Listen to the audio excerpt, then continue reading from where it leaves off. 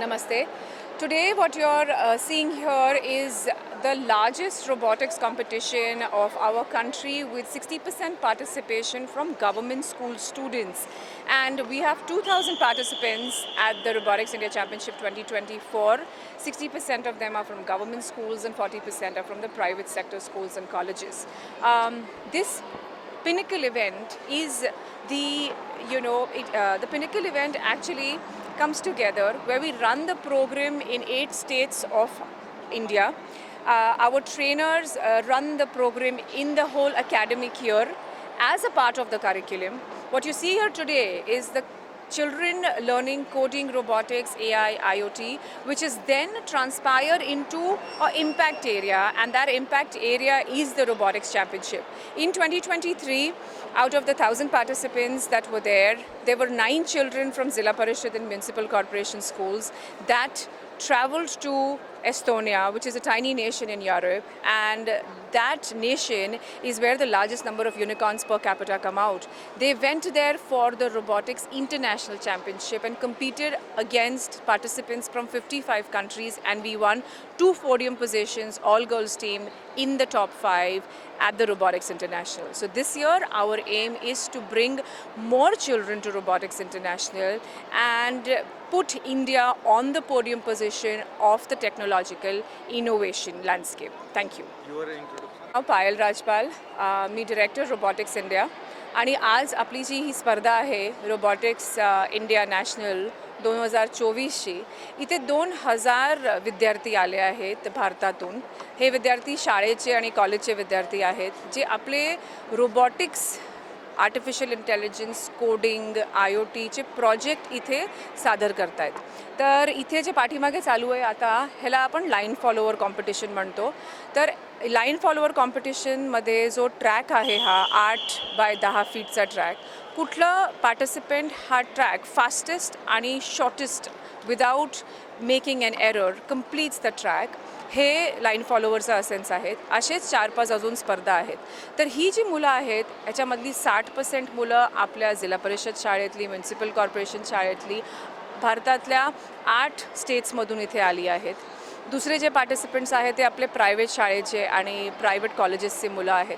पण सगळ्यात महत्त्वाचं इथे हा मूल शब्द आहे की हे जे मुलं, ह्यांचे ट्रेनर्स, ह्यांचे मेंटॉर्स, ह्यांचे टीचर्स, ह्यांचे पालक ह्यांना वर्षभर हे ट्रेनिंगमध्ये मदत करतात. ते science project, technology, engineering, mathematics, stem based आपला जो विषय आहे त्याच्यावर हे प्रोग्रेशन करतात. आणि इथे येऊन जेव्हा ते स्पर्धेमध्ये भाग घेतात, आज जसं मी तुम्हाला आधी सांगितलं 2,000 पार्टिसिपंट्स आहेत भारतातून. आणि हे जे कोलॅबोरेशन आपण म्हणतो मुलांच्या नॉलेज मॅपिंगचं, हे आज इथे होत आहे. इथे जेव्हा मुलं जिंकतील तेव्हा ते आंतरराष्ट्रीय स्पर्धा जी एस्टोनिया युरोपमध्ये आहे, डिसेंबरमध्ये ती स्पर्धा तिथे होणार आहे. तर आपली भारतातली मुलं आपल्या देशाला तिथे रेप्रेझेंट करतील आणि डिसेंबरमध्ये ही स्पर्धा आहे. सो तुमचे सगळ्यांचे आशीर्वाद मुलांबरोबर राहू द्या. Thank you very much. इंट्रोडक्शन. हम अंजलि बाइस हैं, स्टरलाइट टेक्नोलॉजीज़ के ग्रुप CHRO हैं. ये आज जो प्रोग्राम चला है वो रोबोटिक्स का नेशनल चैम्पियनशिप है. तो इस चैम्पियनशिप में करीबन 2,000 बच्चे आए हैं. स्टरलाइट टेक्नोलॉजीज़ आपको मालूम है हम लोग fibre cable, telecom, so from silica to software company है. तो आप लोग जो सब मोबाइल पे बात करते हैं उसकी सब फाइबर हम बनाते हैं. तो हमारा जो पर्पस है कंपनी का वो ये है, transforming billions of lives. Means हम लाखों लोगों की ज़िंदगी में पॉजिटिव परिवर्तन कैसे लेके आएँ. और एक तरीका जो पॉजिटिव परिवर्तन का है वो है नेक्स्ट जेन टेक्नोलॉजी. और नेक्स्ट जेन टेक्नोलॉजी इतने फास्ट पेस पे चल रही है. हमारा ये सोचना है कि हम बच्चों को बहुत अर्ली स्टेज पे कैसे ये पूरी जर्नी में इंक्लूड करें. और इस मिशन के साथ स्टरलाइट ने करीबन अभी तो फ़िलहाल 8,000 से ज़्यादा बच्चे हमारे प्रोग्राम रोबो एज में पार्टिसिपेट कर रहे हैं. जो हम नाव अथर्व विजय लोकरे. आम्ही माझं नाव अथर्व विजय लोकरे.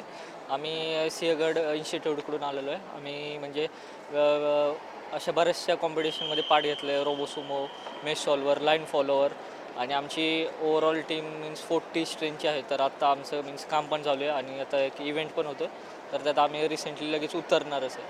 थँक्यू. लहान फॉलोअर्स आम्ही तयार केलं आहे. परत एक रोबोसुमोचा बॉट तयार केलेला आहे आम्ही त्यात आम्ही ऑटोनॉमस बॉट तयार केलेला आहे. मीन्स आर्डिनो नॅनो वापरून असा आहे. असे भरपूर